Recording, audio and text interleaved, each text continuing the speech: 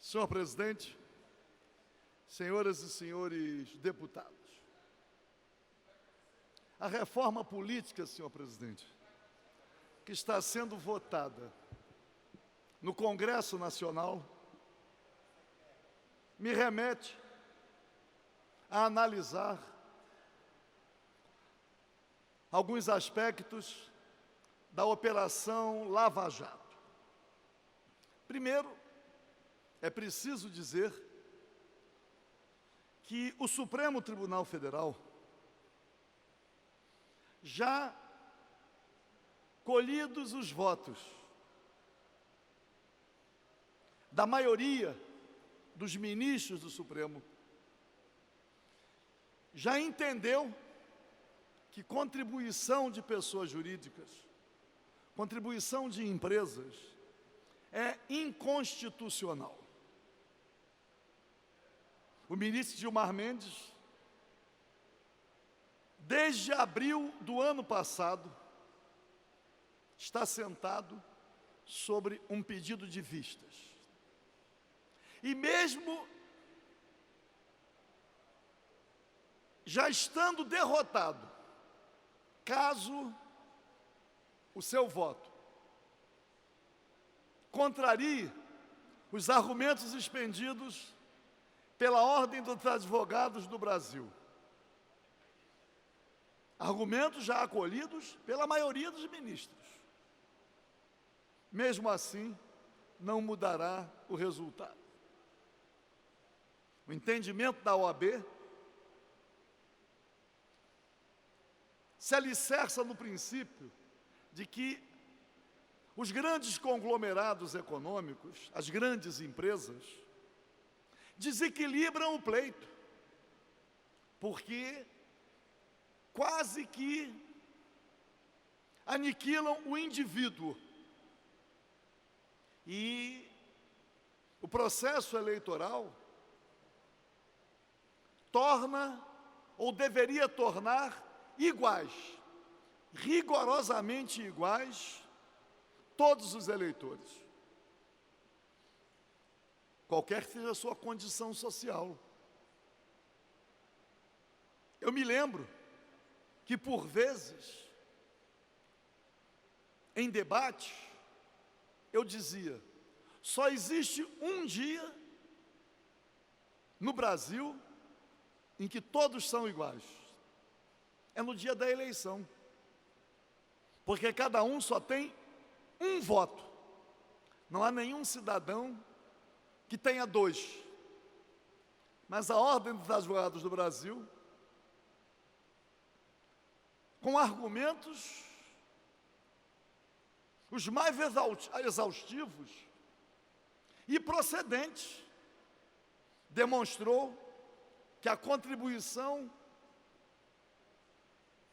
de pessoas jurídicas, esta contribuição desigualava as pessoas no pleito.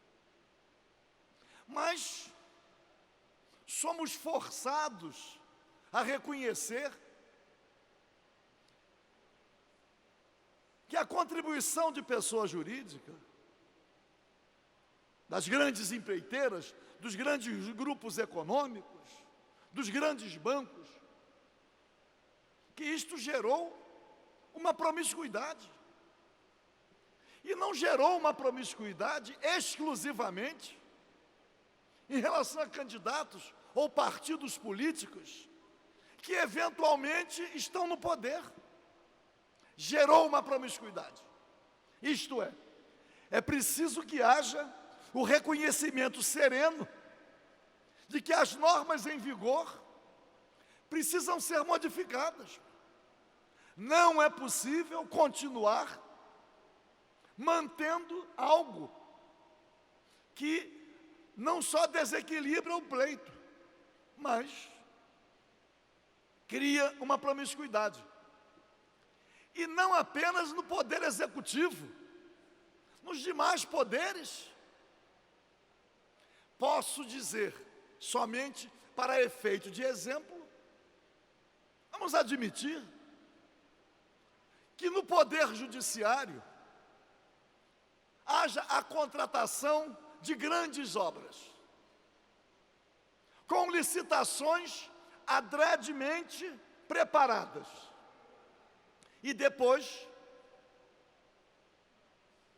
a empreiteira vitoriosa recebe a indicação de contribuir para tal ou qual campanha. Até o Ministério Público pode fazer isso.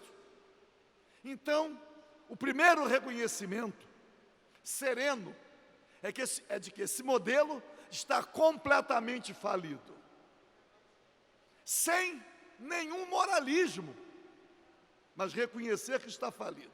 E aí, na chamada reforma política, a Câmara dos Deputados resolve patrocinar, por sua maioria, a contribuição de pessoas jurídicas. Remetida a matéria ao Senado, o Senado assume uma posição contrária, acolhendo argumentos expendidos pela Ordem dos Advogados do Brasil. Muito bem. E aí, senhor presidente, vem a Operação Lava Jato. E nós temos os delatores. Aliás, os delatores não querem ser chamados de delatores. Estão entendendo que a delação é algo pejorativo. Eles querem se apresentar aos olhos da sociedade como criminosos arrependidos que estão colaborando com a justiça. Tudo bem. É compreensível. Mas aí, senhor presidente, senhores deputados, nós não podemos, de forma alguma, selecionar na delação aquilo que me convém politicamente ou partidariamente. Então vamos pegar o tal do coordenador do cartel, da UTC, Ricardo Pessoa. Ele diz que contribuiu para determinados partidos e para determinados candidatos. Contribuiu de acordo com a lei, e eu vou citar os nomes. A contribuição para o Partido dos Trabalhadores está sendo vista como decorrente de extorsão. Mas a contribuição para outros partidos, pelo mesmo contribuinte, pelo mesmo doador da campanha. Mas vamos pegar nominalmente.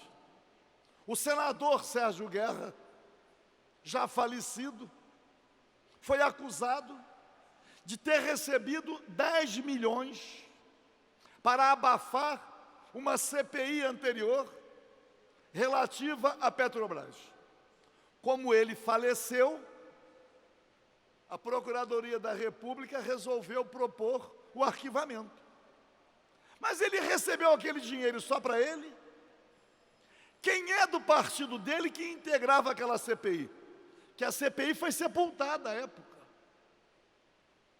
Mas eu trago agora o nome do senador Aloysio Nunes Ferreira. Quero de antemão dizer que conheço. Conheço a trajetória de vida, conheço a trajetória de luta e respeito o senador Aloysio Nunes Ferreira. Mas ele próprio e o PSDB, partido dele, eles não podem deixar de reconhecer que eles estão no mesmo balaio, no mesmo saco de gatos. O senador Aloysio Nunes Ferreira não pode dizer que pelo fato dele não estar no poder, ou o partido dele, a contribuição para ele veio do ganho lícito auferido pelo doador. Não pode, pô. Nem o PSDB. Então nós temos a mesma empreiteira ou a mesma empresa doando para partidos e candidatos diversos. Não dá para distinguir, não dá para dizer que esta doação foi legal e que esta foi produto de extorsão. E mais,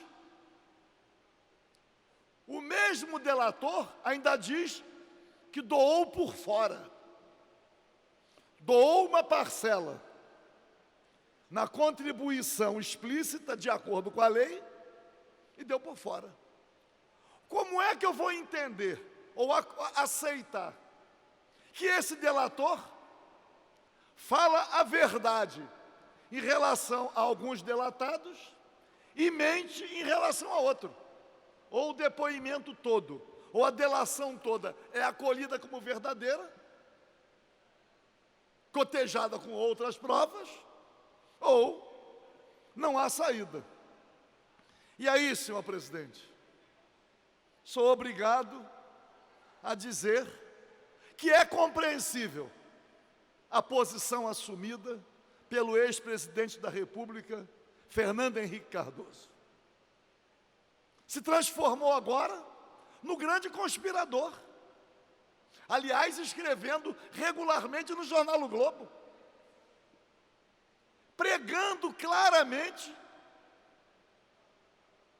uma espécie de golpe. Claramente, sem ter ele pode querer assumir uma autoridade política como ex-presidente da República e um grande intelectual, mas não tem autoridade moral, porque foi na gestão dele, como presidente da República, que comprovadamente a emenda da reeleição foi aprovada com a cooptação, com a compra de votos no Congresso Nacional. Isto está comprovado, embora o Sérgio Mota já tenha falecido. Aliás, o PSDB tem sido alcançado por um dos cavaleiros do Apocalipse, a morte, mas para a sua proteção. Sérgio Guerra morreu, Sérgio Mota também morreu. Aliás, Sérgio.